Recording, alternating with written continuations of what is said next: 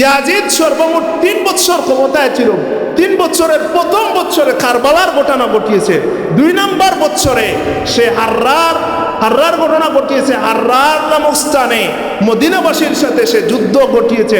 যুদ্ধে অনেক সাহাবায়ে কেরামগণকে সে নিহত করেছে, শহীদ করেছে। মদিনা শরীফে আক্রমণ করেছে, মসজিদে নববীতে আক্রমণ করেছে, উট গাদা দিয়ে পায়খানা প্রস্রাব করিয়েছে। 3 দিন মসজিদে নববীতে আজান একামত হয় না। 2 নম্বর বছর। 3 নম্বর বছরে সে মক্কা শরীফে আঘাত করেছে। মক্কা শরীফে আঘাত করেছে। সে কাবাঘর পর্যন্ত রক্ষা দেয় নাই, সে ছাড় দেয় নাই, কাবাঘরে পর্যন্ত আঘাত করেছে। তারপরে তার ক্ষমতা ধ্বংস হয়ে গেছে, সেও ধ্বংস হয়ে গেছে। রাসূলুল্লাহ সাল্লাল্লাহু আলাইহি ওয়াসাল্লাম মদিনার বেলায় বলেছেন, যারা মদিনায় আক্রমণ করবে, মদিনার বেলায় বলেছেন যারা মদিনা শরীফে বিশৃঙ্খলা করবে, তাদের বেলায় বলেছেন আল মাদিনাতু হারামুন, আল মাদিনাতু হারামুন মিন কাযা ইলা কাযা। মদিনার বেলায় বলেছেন মদিনাটা হারাম, পবিত্র এই জায়গা থেকে এই জায়গা পর্যন্ত। তারপরে বলেছেন লা ইয়াকতাউ শাজারুহা ওয়ালা ইউহদাসু ফিহা হাদাসু। এই জায়গার গাছ কাটা নিষেধ, এই জায়গায় ফিতনা করাও নিষেধ, ফিতনা সৃষ্টি করাও নিষেধ, ফিতনা করা নিষেধ, ফিতনা সৃষ্টি করাও নিষেধ। মান আহদাসা হাদাসান, যে ব্যক্তি এই জায়গায় ফিতনা সৃষ্টি করবে, মদিনায় ফিতনা করবে, মদিনায় আক্রমণ করবে, মদিনায় বিশৃঙ্খলা সৃষ্টি করবে, হাদাসান ফালাইহি লানাতুল্লাহি ওয়াল মালাইকাতি ওয়ান নাসি আজমাইন।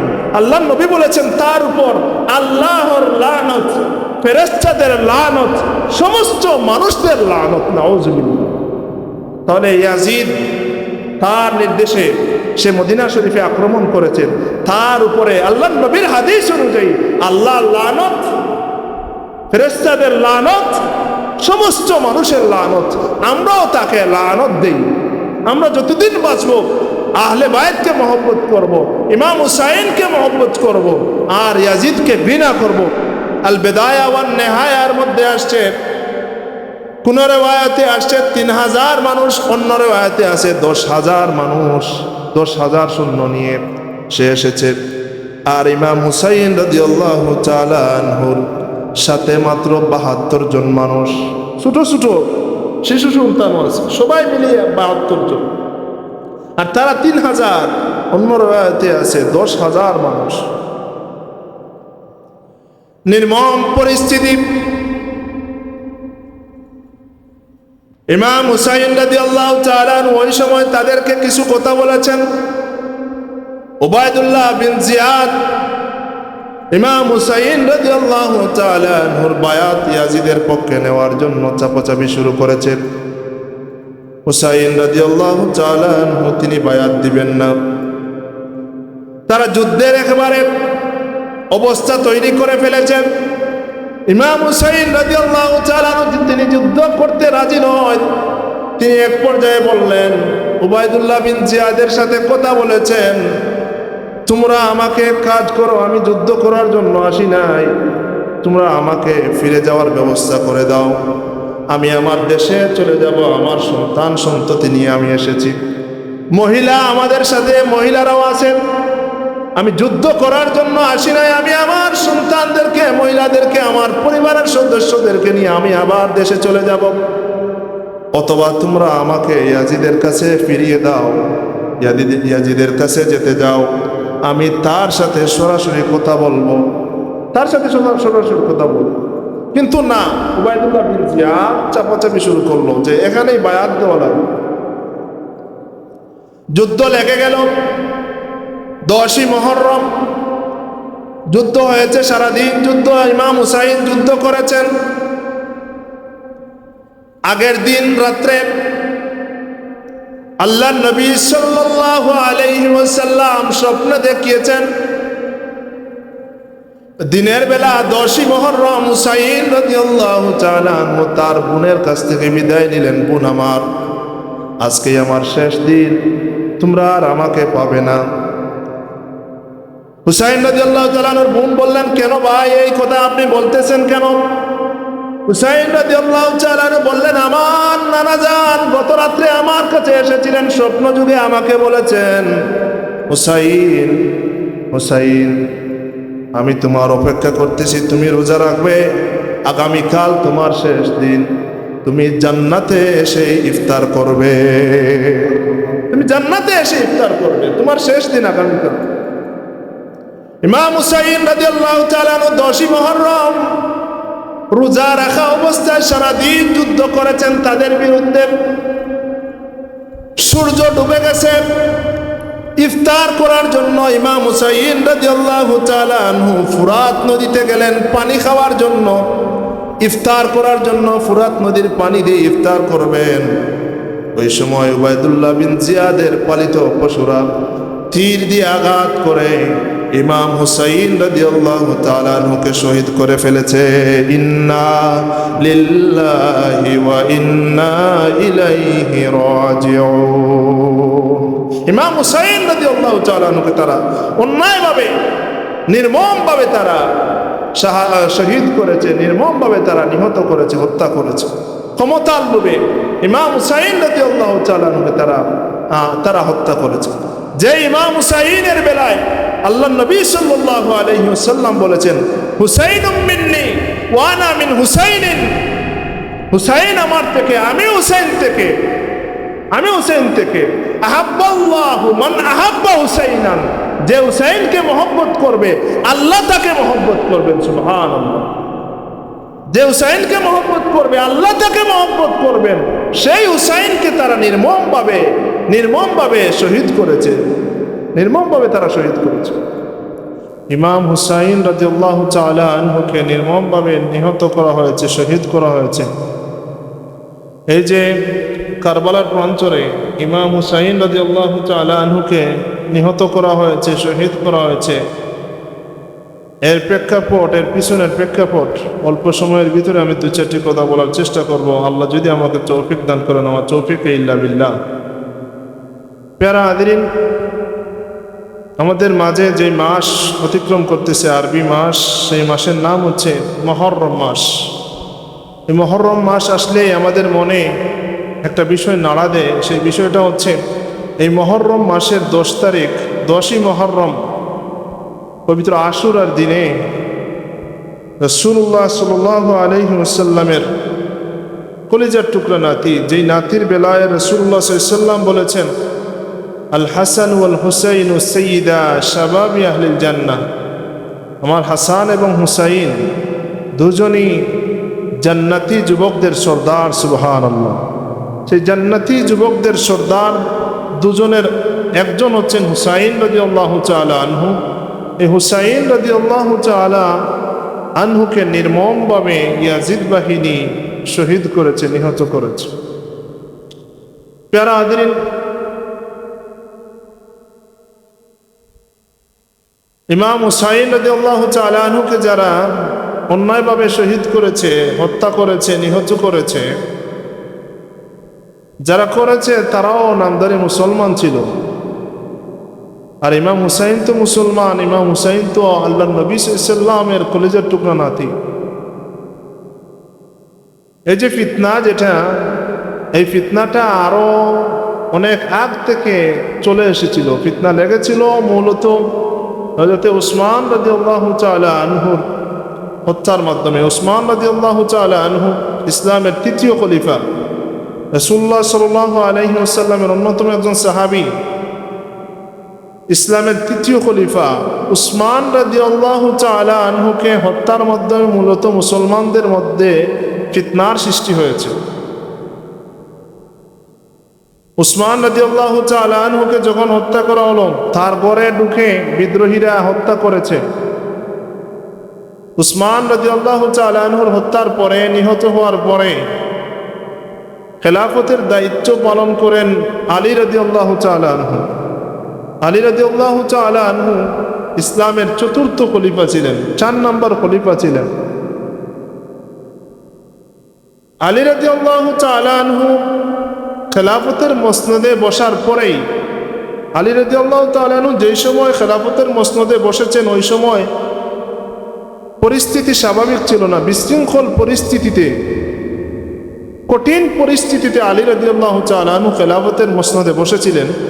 বসার পরে সাহাবায়ে কেরাম সহ অনেকেই তারা দাবি জানালো উসমান হত্যার বিচার করা লাগবে।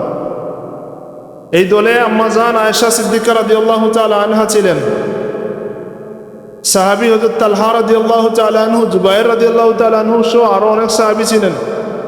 তারা দাবি জানালেন যে উসমান রাদিয়াল্লাহু তাআলা আনহুর হত্যার বিচার আগে আগে করা লাগবে।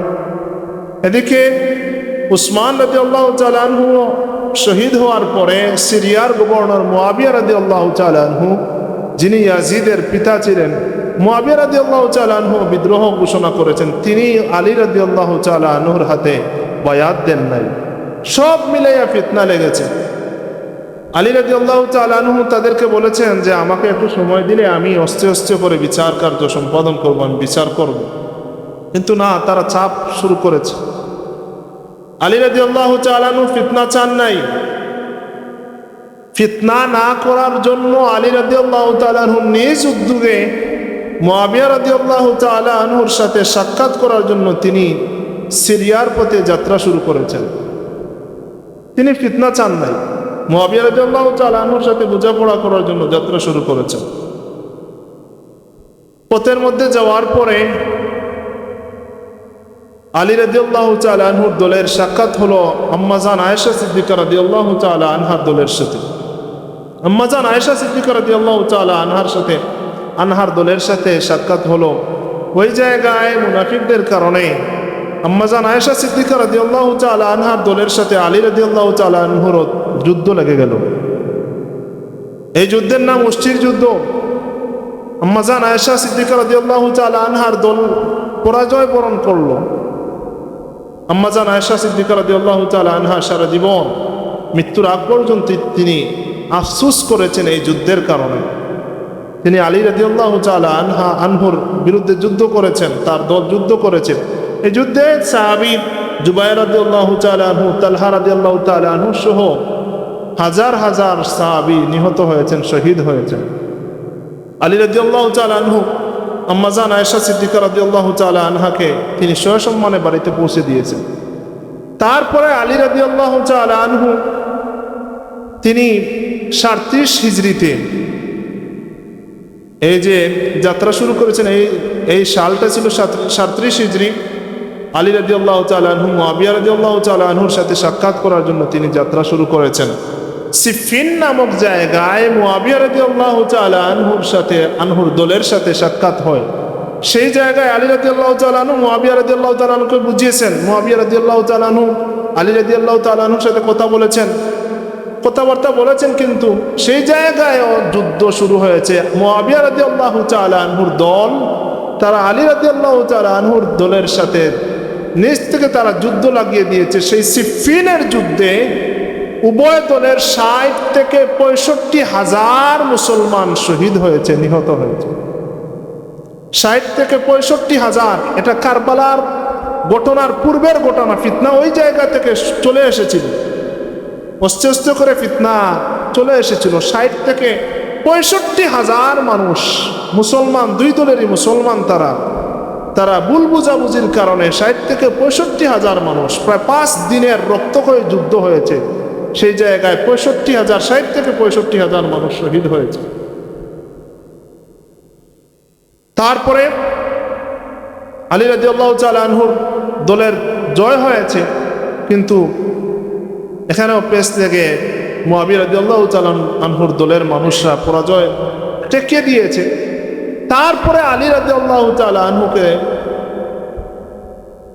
শহীদ করানো হলো, হত্যা করা হলো 40 হিজরিতে রমজান মাসে, 17ই রমজান।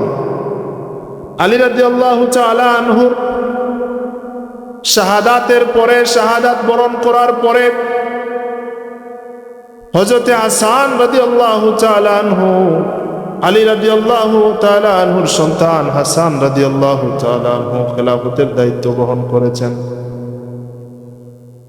হাসান রাদিয়াল্লাহু তাআলা আনহু খেলাফতের দায়িত্ব গ্রহণ করার পরে ফিতনা শেষ হয় নাই, আরো ফিতনা, বড় ফিতনার আশঙ্কা দেখা দিল। হযরতে মুআবিয়া রাদিয়াল্লাহু তাআলা আনহু তিনি আবার বিদ্রোহ শুরু করেছেন। তিনি হাসান রাদিয়াল্লাহু তাআলা আনহুর হাতে বায়াত দেন নাই। আলী রাদিয়াল্লাহু তাআলা হযরতে হাসান রাদিয়াল্লাহু তাআলা আনহু তিনিও আর ফিতনা চান নাই। তিনি ফিতনা বন্ধের জন্য তিনি নিজ থেকে চাইলেন খেলাফত ছেড়ে দিতে, উদাত্ত ক্ষমতা ছেড়ে দিতে। মুআবিয়া রাদিয়াল্লাহু তাআলা আনহুর হাতে বায়াত দেওয়ার জন্য তিনি প্রস্তুতি গ্রহণ করেছেন। এই জায়গায় ঘটনা আছে, আল বিদায়া ওয়ান নিহায়ার মধ্যে আসছে, ইমাদউদ্দিন ইবনে কাসির রাহিমাহুল্লাহ তিনি ঘটনা উল্লেখ করেছেন। আলী রাদিয়াল্লাহু তাআলা আনহুর ইন্তেকালের পরে, শহীদ হওয়ার পরে, শাহাদাতের পরে খেলাফতের সবচেয়ে বেশি হকদার ছিলেন ইমাম হাসান রাদিয়াল্লাহু তাআলা আনহু। কিন্তু তিনি ফিতনা চান না, ফিতনা না লাগানোর জন্য তিনি নিজ থেকে ছেড়ে দিতে চাইলেন। কিন্তু হুসাইন রাদিয়াল্লাহু তাআলা আনহু তো মানেন না। তিনি তার ভাই হাসান রাদিয়াল্লাহু তাআলা আনহুকে বারবার চাপ দিতে থাকলেন, না ক্ষমতা তো ছাড়া যাবে না, মুআবিয়া রাদিয়াল্লাহু তাআলা আনহুর হাতে বায়াত দেওয়া যাবে না। কিন্তু ইমাম হাসান রাদিয়াল্লাহু তাআলা আনহু তিনি ফিতনা চান না। হুসাইন রাদিয়াল্লাহু তাআলা আনহু তিনি মানেন না। হাসান রাদিয়াল্লাহু তাআলা আনহু তিনি বুঝাতে না পেরে একবার বলেছেন, এক পর্যায়ে তিনি বলেছেন, আল বিদায়া ওয়ান নিহায়ার 11 নং খণ্ডের 476 নম্বর পৃষ্ঠায় এসেছে, ইমাম হাসান রাদিয়াল্লাহু তাআলা আনহু তার ভাইকে বলেছেন, ওয়াল্লাহি আল্লাহর কসম করে আমি বলছি, লাকাদ হামামতু আন আশজুনিকা ফি বাইতিন ওয়া আতবিকা আলাইকা বাবাহু হাত্তা আফরুগা মিন হাদা শানি সুম্মা আখরুজিকা। ইমাম হাসান রাদিয়াল্লাহু তাআলা বলেন, হ্যাঁ হুসাইন, আল্লাহর কসম করে আমি বলছি, তুমি যদি এই ব্যাপারে আর আমাকে কোনো কথা বলো, আমি চাচ্ছি কোনো ফিতনা যাতে না হয়। আমি ফিতনা চাই না, আমি ক্ষমতা ছেড়ে দিতে চাই। আমি মুআবিয়া রাদিয়াল্লাহু তাআলা আনহুর হাতে ক্ষমতা দিয়ে দিতে চাই। তার হাতে যদি ক্ষমতা দেওয়ার মাধ্যমে যদি ফিতনা বন্ধ হয়ে যায়, তাহলে আমি এটাই চাই। তুমি যদি আমাকে বাধা প্রদান করো, তাহলে আমি তোমাকে জেলখানায় বন্দি করব, অথবা ঘরের মধ্যে বন্দি করব, ঘরের মধ্যে প্রবেশ করাইয়া তালা মেরে রাখবো। এটা যদি তুমি করো, আমাকে বাধা দেও, তাহলে তোমাকে আমি বন্দি করে রাখবো। তারপরে হুসাইন রাদিয়াল্লাহু তাআলা আনহু আর কথা বলেন নাই।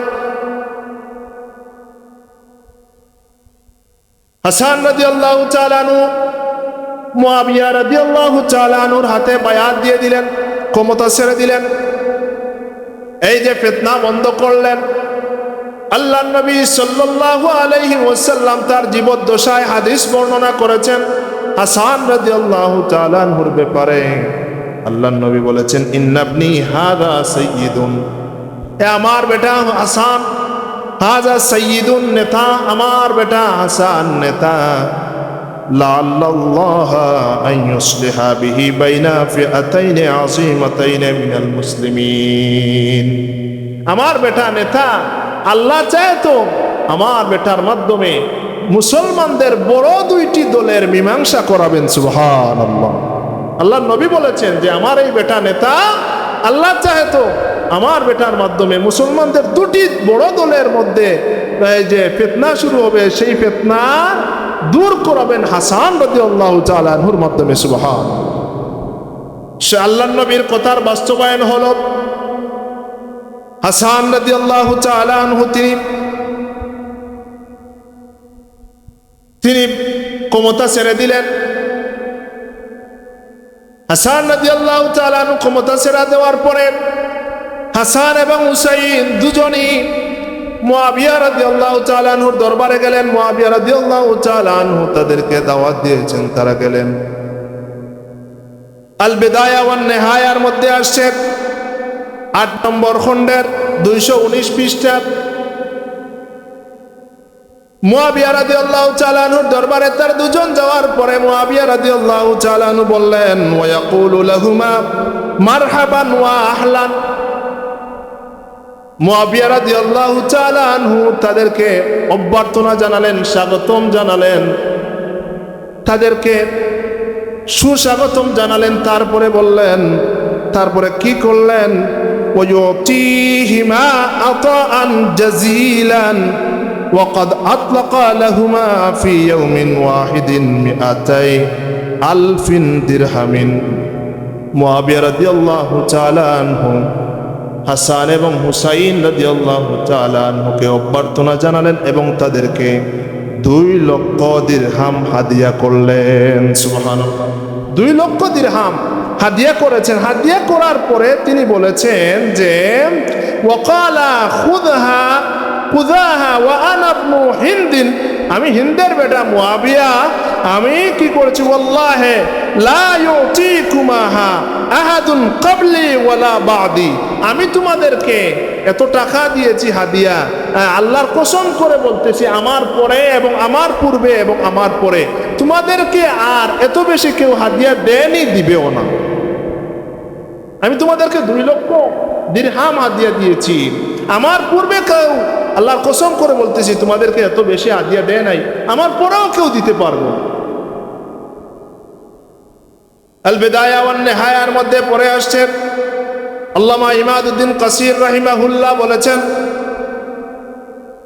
মুআবিয়া রাদিয়াল্লাহু তাআলা আনহু এই কথা বলার পরে ইমাম হুসাইন রাদিয়াল্লাহু তাআলা আনহু বললেন, فقال الحسين والله لن تعطي أنت ولا أحد قبلك ولا بعدك رجلا أفضل منا, আপনি যে আমাদেরকে হাদিয়া দিয়েছেন এটা আপনার সৌভাগ্য, আমাদের পূর্বে এবং পরে আমাদের মতো কোনো মানুষকে আপনি এরকম হাদিয়া দিতে পারেন নাই, পারবেনও না। অর্থাৎ আমরা যে শানের মানুষ, আমরা রাসূলুল্লাহ সাল্লাল্লাহু আলাইহি ওয়াসাল্লামের কলিজার টুকরা নাতি, আমাদের মতো মানুষকে আপনি হাদিয়া দিয়েছেন, আমাদের মতো মানুষকে আর আপনি আর পরেও দিতে পারবেন না, পূর্বেও দিতে পারেন নাই। এটা আমাদেরকে দিয়েছেন, আমাদের শান অনুযায়ী আপনি হাদিয়া দিয়েছেন। সুবহান। প্যারা হাদিরিন,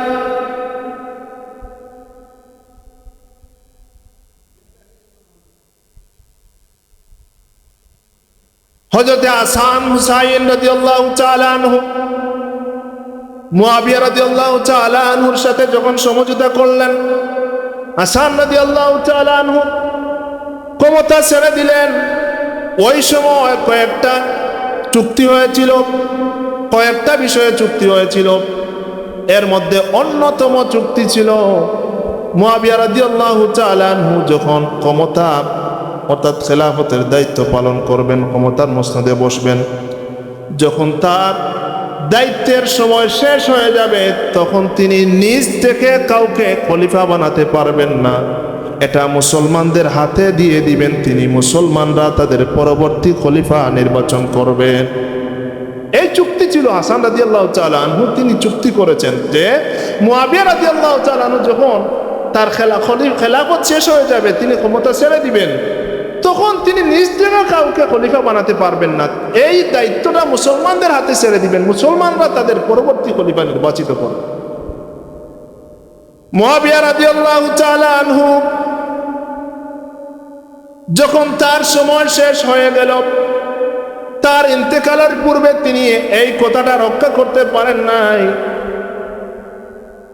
মুআবিয়া রাদিয়াল্লাহু তাআলা আনহুর ইজতিহাদি কিছু ভুল ছিল, আল্লাহ সুবহানাহু ওয়া তাআলা তাকে মাফ করে দিয়েছেন। মুআবিয়া রাদিয়াল্লাহু তাআলা আনহু তিনি তার সন্তান, কুখ্যাত সন্তান ইয়াজিদকে ক্ষমতার মসনদে বসিয়ে গেছেন। ওই চুক্তি তিনি রক্ষা করতে পারেন নাই, তিনি নিজ থেকে তার সন্তান ইয়াজিদকে ক্ষমতার মসনদে বসিয়ে দেশে দেশে চিঠি পাঠিয়েছেন। গভর্নররা তাদের প্রত্যেকের এলাকায় তারা ঘোষণা করেছে মুআবিয়া রাদিয়াল্লাহু তাআলা আনহুর পরবর্তী খলিফা হচ্ছে ইয়াজিদ। এই জিনিসটা ইমাম হুসাইন রাদিয়াল্লাহু তাআলা আনহু মানতে পারেন নাই।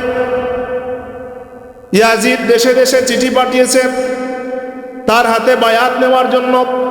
ওই সময় অনেক সাহাবীরা তারা রাজনৈতিক কৌশলের কারণে ইয়াজিদের হাতে বায়াত দিয়েছেন, কিন্তু হুসাইন রাদিয়াল্লাহু তাআলা আনহু তার হাতে বায়াত দেন নাই।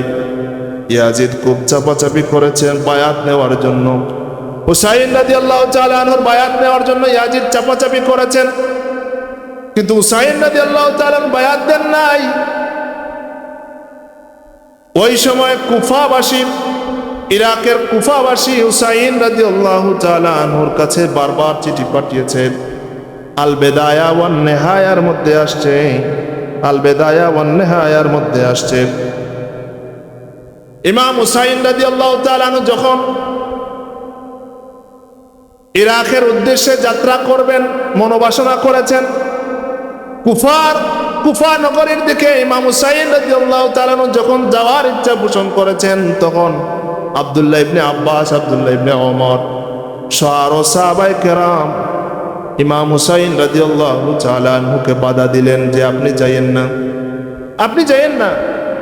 কুফার মানুষেরা, ইরাকের মানুষেরা গাদ্দার, ওরা মুনাফিক জাতি, ওরা আপনার পিতার সাথে মুনাফিকি করেছে, আপনার পিতার সাথে মুনাফিকি করেছে, আপনার ভাইয়ের সাথে মুনাফিকি করেছে, ওরা আপনার সাথেও মুনাফিকি করবে, করতে পারে, আপনি যাইয়েন না। আল বিদায়া ওয়ান নিহায়ার মধ্যে আসছে ইমাম হুসাইন রাদিয়াল্লাহু তাআলা ওই সময় বলেছেন, আতাতনি বায়াতু 40 আলফান ইয়াহলিফুনা বিত-তালাকি ওয়াল ইতাকি ইন্নাহুম মাই। ইমাম হুসাইন রাদিয়াল্লাহু তাআলা বলেছেন, ওই সময় আব্দুল্লাহ ইবনে আব্বাস, আব্দুল্লাহ ইবনে ওমর সহ সাহাবীদেরকে বললেন, কুফা থেকে 40,000 মানুষ আমার কাছে চিঠি পাঠিয়েছে, তারা আমার হাতে বায়াত নিতে চায়। আমি যদি না যাই, তারা শর্ত দিয়েছে, আমি যদি না যাই, তারা যদি আমার হাতে বায়াত না নেয়, তাহলে তাদের স্ত্রী তালাক হয়ে যাবে, তাদের গোলাম আজাদ হয়ে যাবে। এখন আমি যদি না যাই, তাহলে এই বড় ঘটনা ঘটে যাবে। আমি যাব। 40,000 মানুষ আমাকে আহ্বান করতেছে, আমি কেমনে থাকি? তাদের বায়াত নেওয়ার জন্য আমি যাব। 40,000 মানুষ তারা আহ্বান করছে। এদিকে সাহাবায়ে কেরাম বললেন, আব্দুল্লাহ ইবনে আব্বাস, আব্দুল্লাহ ইবনে ওমর সহ আরো সাহাবায়ে কেরাম বললেন যে আপনি যায়েন না, ওরা গাদ্দার জাতি, ওরা গাদ্দার জাতি, আপনার সাথে মুনাফিকি করতে পারে, আপনার বাবার সাথে, আপনার ভাইয়ের সাথে তারা মুনাফিকি করেছে, আপনার সাথেও তারা মুনাফিকি করতে পারে, আপনি যায়েন না। ইমাম হুসাইন রাদিয়াল্লাহু তাআলা আনহু এই যে চিঠির কথা বললেন, 40,000 মানুষ চিঠি পাঠিয়েছে, প্রায় 150 চিঠি। ইমাম হুসাইন রাদিয়াল্লাহু তাআলা আনহু তার চাচাতো ভাই মুসলিম ইবনে আকিলকে পাঠিয়েছেন এই ঘটনার সত্যায়ন করার জন্য, যে ভাই তুমি যাও, গিয়ে দেখো তারা যে আমার কাছে চিঠি পাঠিয়েছে ঠিক আছে কিনা, এই চিঠির কথা ঠিক আছে কিনা। মুসলিম ইবনে আকিল গিয়ে দেখলেন, হ্যাঁ ঠিক আছে। মানুষরা হুসাইন রাদিয়াল্লাহু তাআলা আনহুর পক্ষ নিয়ে তারা মুসলিম ইবনে আকিলের হাতে বায়াত গ্রহণ করা শুরু করেছে। সুবহানাল্লাহ। মুসলিম ইবনে আকিল আবার চিঠি পাঠালেন, ভাই ঠিক আছে, পরিস্থিতি আমাদের অনুকূলে, আপনি চলে আসেন, আপনি চলে আসেন, আমি এখানে আসি। ইয়াজিদ এই খবর পেয়ে ওই জায়গার গভর্নর যিনি ছিলেন তাকে পাল্টিয়ে উবাইদুল্লাহ বিন জিয়াদকে পাঠালো। উবাইদুল্লাহ ইবনে জিয়াদ কুফার গভর্নর হয়ে আসার পরে কুফাবাসীকে বলেছে, তোমরা যদি হুসাইনের হাত থেকে, হুসাইনের কাছে যে বায়াত দিয়েছো, মুসলিম ইবনে আকিলের হাতে যে বায়াত দিছো, এই বায়াত যদি প্রত্যাবর্তন না করো, তাহলে তোমাদের প্রত্যেককে আমি মেরে ফেলবো, প্রত্যেককে আমি মারবো, প্রত্যেকের ঘর বাড়ি জ্বালিয়ে ফেলবো, যদি তোমরা তোমাদের বায়াত প্রত্যাখ্যান না করো। এই ঘটনা, এই কথা শোনার সাথে সাথে কুফাবাসীর সব মানুষ তারা বায়াত প্রত্যাখ্যান করেছে, বায়াত প্রত্যাখ্যান করেছে, তারা মুনাফিকি শুরু করে দিল। এদিকে হুসাইন রাদিয়াল্লাহু তাআলা তার পরিবারের সদস্যদেরকে নিয়ে প্রায় 72 জনের কাফেলা নিয়ে, ওই কাফেলায় ছোট ছোট সন্তানেরা, ছোট ছোট বাচ্চারা, ছেলে মেয়ে ছিল। যুদ্ধ করার জন্য নয়, তাদের দাওয়াত পেয়ে ইমাম হুসাইন রাদিয়াল্লাহু তাআলা আনহু তার পরিবারের সদস্যদেরকে নিয়ে তিনি গেলেন, তার পরিবারের সদস্যদেরকে নিয়ে তিনি গেলেন। কুফার প্রান্তরে যাওয়ার পরে পরিস্থিতি গুলাটেন। উবাইদুল্লাহ বিন জিয়াদ ইমাম হুসাইন রাদিয়াল্লাহু তাআলা আনহু সামনে পিছনে ডানে বামে তার সৈন্য নিয়ে ঘেরাও করে ফেলেছে। আল বিদায়া ওয়ান নিহায়ার মধ্যে আসছে, কোন রিওয়ায়াতে আসছে 3,000 মানুষ, অন্য রিওয়ায়াতে আছে 10,000 মানুষ, 10,000 সৈন্য নিয়ে সে এসেছে। আর ইমাম হুসাইন রাদিয়াল্লাহু তাআলা আনহুর সাথে মাত্র ৭২ জন মানুষ, ছোট ছোট শিশু সন্তান আছে, সবাই মিলিয়ে ৭২ জন। আর তারা ৩,০০০, অন্য রায়াতে আছে ১০,০০০ মানুষ। নির্মম পরিস্থিতি। ইমাম হুসাইন রাদিয়াল্লাহু তাআলা ওই সময় তাদেরকে কিছু কথা বলেছেন। উবাইদুল্লাহ বিন জিয়াদ ইমাম হুসাইন রাদিয়াল্লাহু তাআলা আনহুর বায়াত ইয়াজিদের পক্ষে নেওয়ার জন্য চাপাচাপি শুরু করেছেন। হুসাইন রাদিয়াল্লাহু তাআলা আনহু তিনি বায়াত দিবেন না। তারা যুদ্ধের একেবারে অবস্থা তৈরি করে ফেলেছেন। ইমাম হুসাইন রাদিয়াল্লাহু তাআলা তিনি যুদ্ধ করতে রাজি নয়। তিনি এক পর্যায়ে বললেন, উবাইদুল্লাহ বিন জিয়াদের সাথে কথা বলেছেন, তোমরা আমাকে কাজ করো, আমি যুদ্ধ করার জন্য আসি নাই, তোমরা আমাকে ফিরে যাওয়ার ব্যবস্থা করে দাও, আমি আমার দেশে চলে যাব, আমার সন্তান সন্ততি নিয়ে আমি এসেছি, মহিলা আমাদের সাথে মহিলারাও আছেন, আমি যুদ্ধ করার জন্য আসি নাই, আমি আমার সন্তানদেরকে মহিলাদেরকে আমার পরিবারের সদস্যদেরকে নিয়ে আমি আবার দেশে চলে যাব, অথবা তোমরা আমাকে ইয়াজিদের কাছে ফিরিয়ে দাও, ইয়াজিদের কাছে যেতে যাও, আমি তার সাথে সরাসরি কথা বলবো, তার সাথে সরাসরি কথা বলবো। কিন্তু না, উবাইদুল্লাহ বিন জিয়াদ চাপাচাপি শুরু করলো যে এখানেই বায়াত দেওয়া লাগবে। যুদ্ধ লেগে গেল। 10ই মুহররম যুদ্ধ হয়েছে, সারাদিন যুদ্ধ। ইমাম হুসাইন যুদ্ধ করেছেন। আগের দিন রাত্রে আল্লাহর নবী সাল্লাল্লাহু আলাইহি ওয়াসাল্লাম স্বপ্নে দেখিয়েছেন,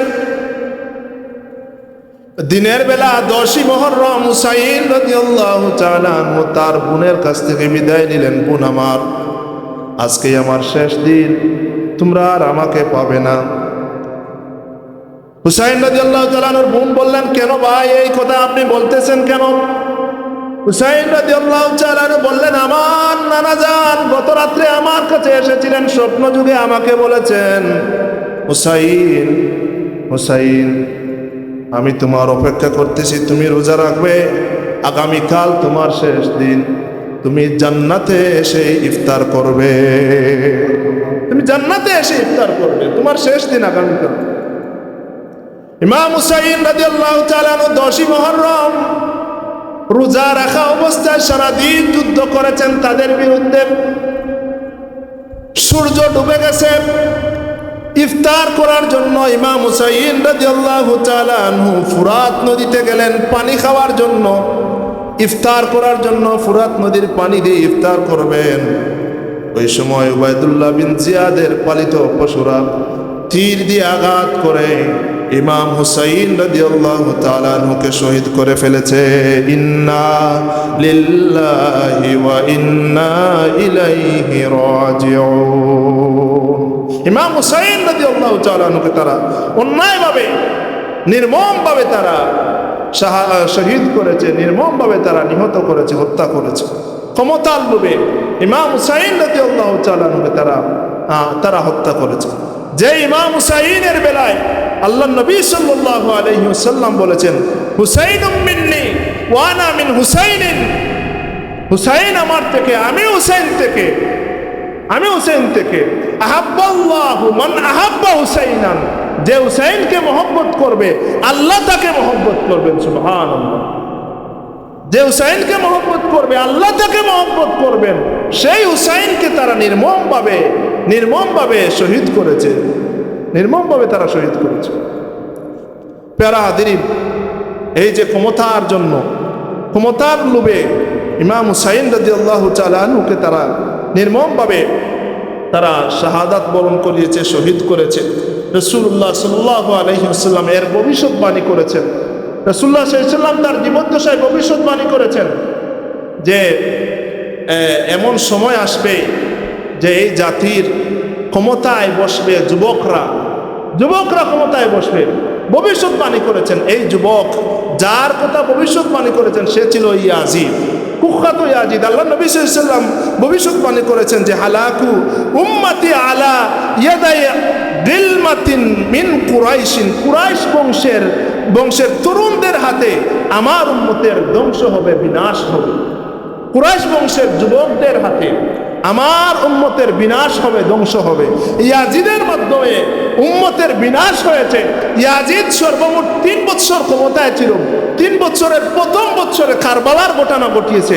2 নম্বর বছরে সে হাররার ঘটনা ঘটিয়েছে। হাররার নামক স্থানে মদিনাবাসীর সাথে সে যুদ্ধ ঘটিয়েছে। যুদ্ধে অনেক সাহাবায়ে কেরামগণকে সে নিহত করেছে, শহীদ করেছে।